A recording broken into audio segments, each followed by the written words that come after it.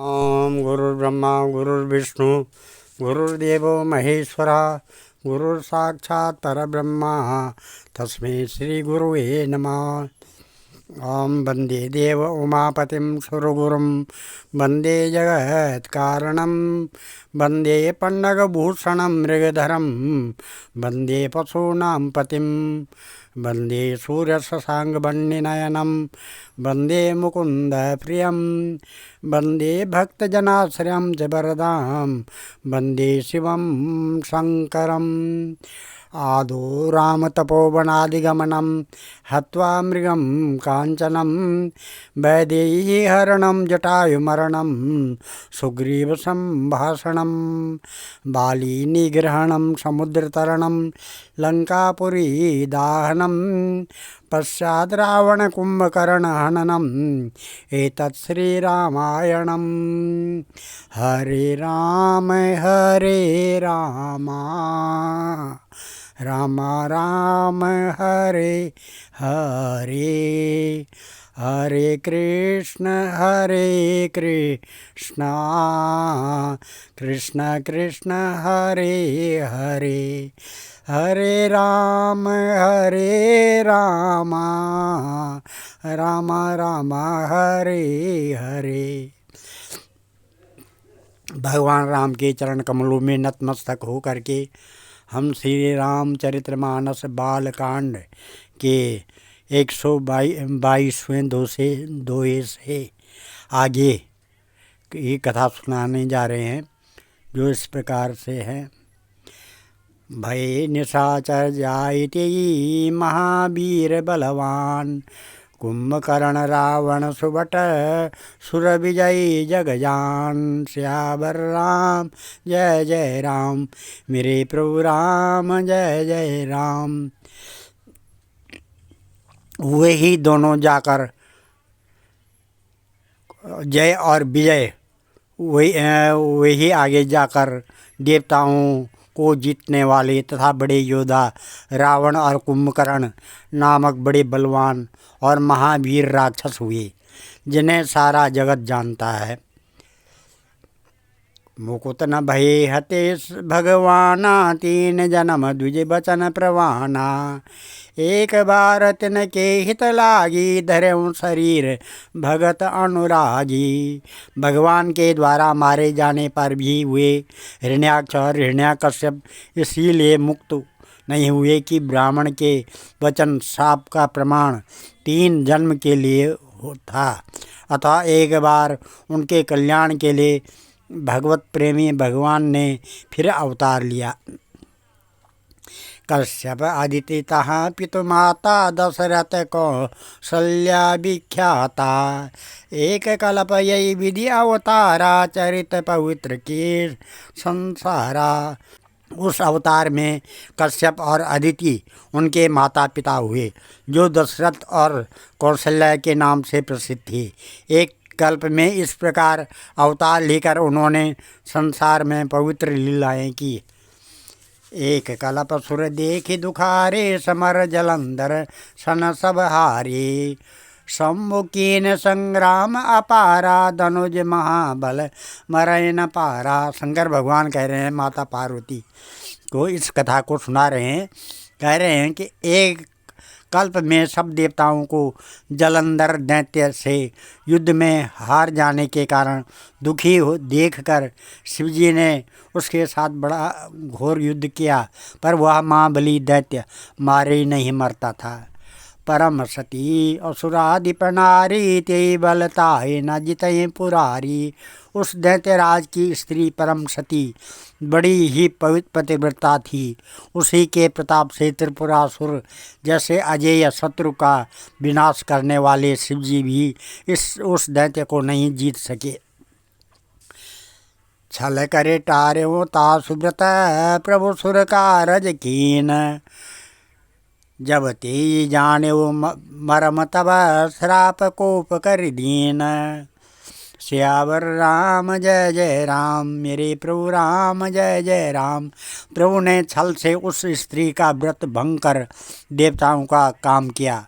जब उस स्त्री ने यह भेद जाना, तब उसने क्रोध करके भगवान को शाप दिया। क्या शाप दिया कि तासु श्राप हरि दीन प्रमाणा, कौतुक निधि कृपाल भगवाना। तहाँ जलंधर रावण भयऊँ, रणहति राम परम पद दयऊँ। लीलाओं के भंडार कृपालु हरि ने उस स्त्री के शाप को प्रमाण्य दिया, स्वीकार किया। वही जलंधर उस कल्प में रावण हुआ, जिसे श्री रामचंद्र जी ने युद्ध में मारकर परम पद दिया। एक जन्म कर कारण एहा, जय लगे राम धरी नर देहा। प्रति अवतार कथा प्रभु केरी, सुन मुनि बरने कबिन घनेरी। एक जन्म का कारण वह यह था, जिससे श्री रामचंद्र जी ने मनुष्य देह धारण किया। है भारद्वाज मुनि, सुनो प्रभु के प्रत्येक अवतार की कथा। कवियों के ने नाना प्रकार से वर्णन किया है। नारद श्राप दीन एक बारा, कल्प एक तेई लगी अवतारा। गिरजा चकित भई सुनि बानी, नारद विष्णु भगत पुण्य ज्ञानी।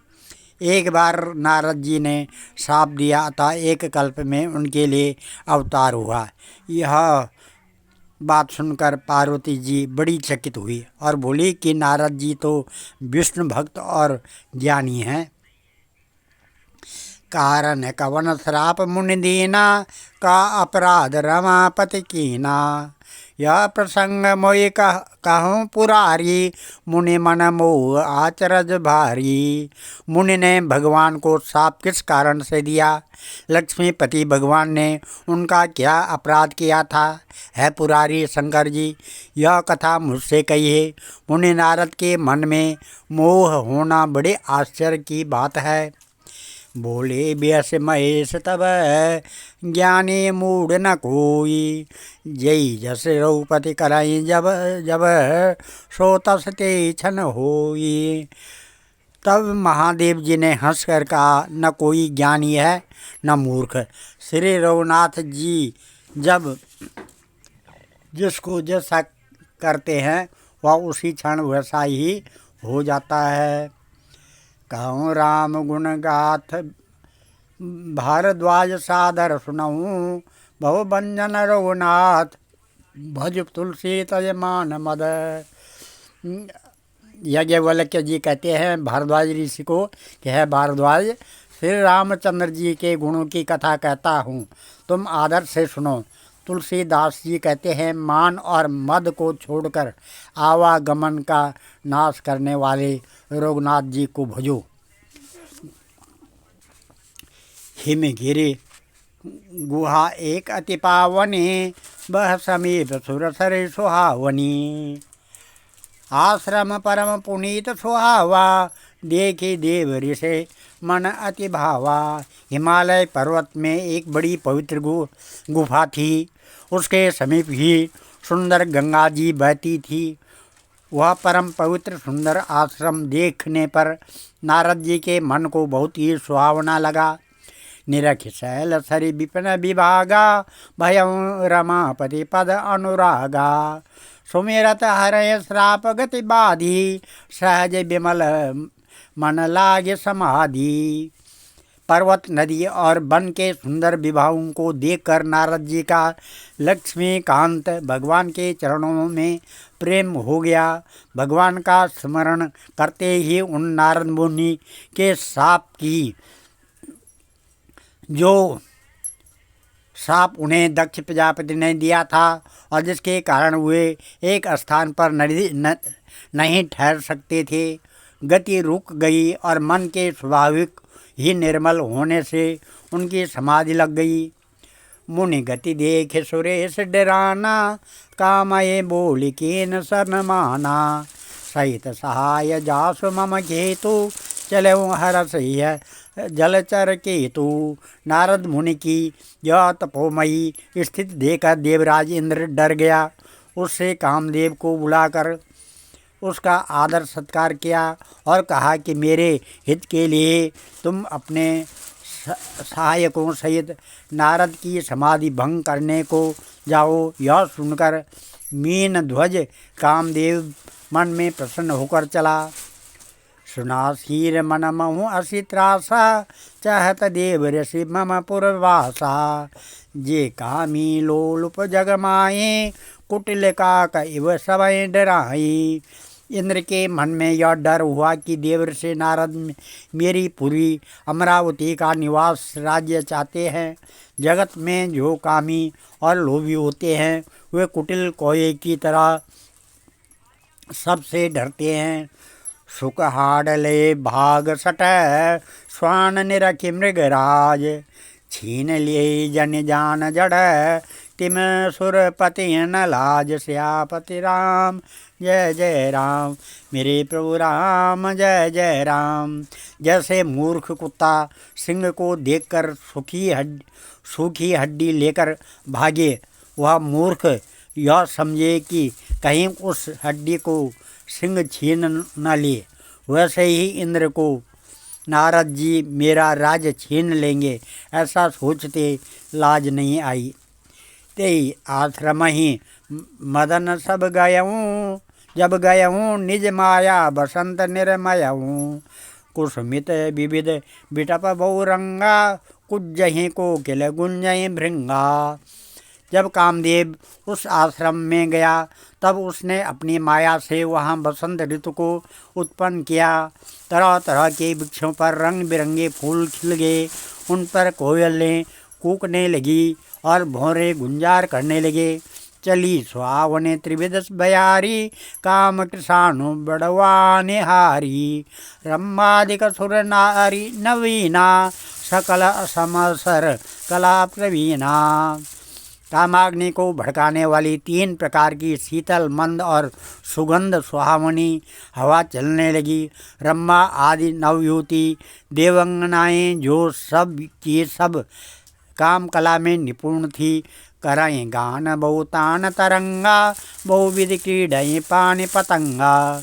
देख सहाय मदन हरसाना, कीन से पुण्य प्रपंच विधि नाना। वे बहुत प्रकार की तानों की तरंग के साथ गाने लगी और हाथ में गेंद लेकर नाना प्रकार के खेल खेलने लगी। कामदेव अपने इन सहायकों को देखकर बहुत प्रसन्न हुआ और फिर उसने नाना प्रकार के माया जाल किए।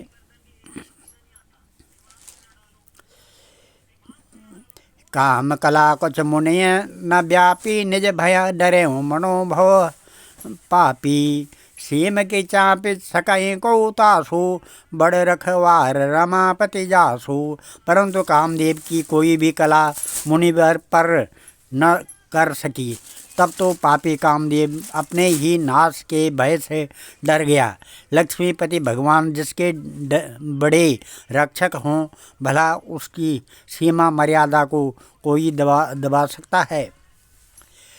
सहित सहाय सबीत अति, मान्य हारि मन मैन। गए जाय मुनि चरण तब, कई सुटी आरत बैन। सियावर राम जय जय राम, मेरे प्रभु राम जय जय राम। तब अपने सहायकों समेत कामदेव ने बहुत डर कर और अपने मन में हार मानकर बहुत ही आर्त दीन वचन कहते हुए मुनि के चरणों को जा पकड़ा। भयउन नारद मन कछु रोषा, कई प्रिय बचन काम परितोषा। नाय चरण सिर आयुष पाई, गयउ मदन तब सहित सहाई। नारद जी के मन में कुछ भी क्रोध न आया। उन्होंने प्रिय वचन कहकर कामदेव का समाधान किया। तब मुनि के चरणों में सिर नवाकर और उनकी आज्ञा पाकर कामदेव अपने सहायकों सहित लौट गया। मुनि सुशीलता आपने करने, सुरपत सभा जाय सब बरनी। सुन सब के मन आचरज आवा, मुनि प्रबंध से हरिव सिर नावा। देवराज इंद्र की सभा में जाकर उसने मुनि की सुशीलता अपनी करतूत सब कही, जिसे सुनकर सबके मन में आश्चर्य हुआ और उन्होंने मुनि की बड़ाई करके श्री हरि को सिर नवाया। तब नारद गवने शिव पाए, जिता काम अहमित मन माही। मार चरित सकंकर ही सुनाए, अति प्रिय जान महेश सिखाए। तब नारद जी शिव जी के पास गए। उनके मन में इस बात का अहंकार हो गया कि हमने कामदेव को जीत लिया। उन्होंने कामदेव के चरित्र शिव जी को सुनाए और महादेव जी ने उन नारद जी की अत्यंत प्रिय जानकर इस प्रकार शिक्षा दी। बार बार बिनव मुनि तो ही, जिम यह कथा सुनायहु मोही। तिम जन हरे सुनावहूँ कबहूँ, चलहूँ प्रसंग दुरायहूँ तबहूँ। है मुनि, मैं तुमसे बार बार विनती करता हूँ कि जिस तरह यह कथा तुमने मुझे सुनाई है, उस तरह भगवान श्री हरि को कभी मत सुनाना। चर्चा भी चले तब भी इसको छिपा जाना। सम्मोदीन उपदेश हित नय नारदादि सोहन। भरद्वाज कौतुक सुनऊँ हरि इच्छा बलवान। सियावर राम जय जय राम, मेरे प्रभु राम जय जय राम। यद्यपि शिव जी ने यह हित की शिक्षा दी, पर नारद जी को वह अच्छी न लगी। है भारद्वाज, अब कौतुक तमाशा सुनो। हरि की इच्छा बड़ी बलवान है। राम की न चाहें सोई सोई, करें अन्यथा अस नहीं कोई। सम्मु वचन मुनि मन नहीं भाए, तब बिरंज के लोक सिधाए। श्री रामचंद्र जी जो करना चाहते हैं वही होता है, ऐसा कोई नहीं जो उसके विरुद्ध कर सके। श्री शिव जी के वचन नारद जी के मन को अच्छे नहीं लगे, तब वे वहाँ से ब्रह्मलोक को चल दिए। एक बार कर तलवर वीना, गावत हरि गुण गान प्रवीणा। क्षीर सिंधु गवने मुनि नाथा, जहाँ बस श्रीनिवास श्रुति माता। एक बार गान विद्या में निपुण मुनिनाथ नारद जी हाथ में सुंदर वीणा लिए हरि गुण गाते हुए क्षीर सागर को गए। वहाँ वेदों के मस्तक स्वरूप मूर्तिमान वेदांत तत्व लक्ष्मी निवास भगवान नारायण रहते हैं। हरस मिले उठी रमान केता, बैठे आसन ऋषि समेता। बोले बेहस चराचर राया, बहुते दिनन कीन मुनि दाया। रमा निवास भगवान उठकर बड़े आनंद से उनसे मिले और ऋषि नारद जी के साथ आसन पर बैठ गए। चराचर के स्वामी भगवान हंसकर बोले, है मुनि, आज आपने बहुत दिनों पर दया की, अपने दिनों पर दया की। कामचरित नारद सब भासे, यद्यपि प्रथम बरज शिव राखे। अति प्रचंड रघुपति कै माया, जय नमो अस को जग जाया।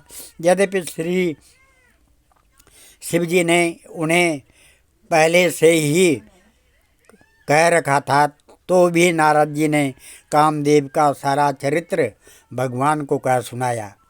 श्री रघुनाथ जी की माया बड़ी ही प्रबल है।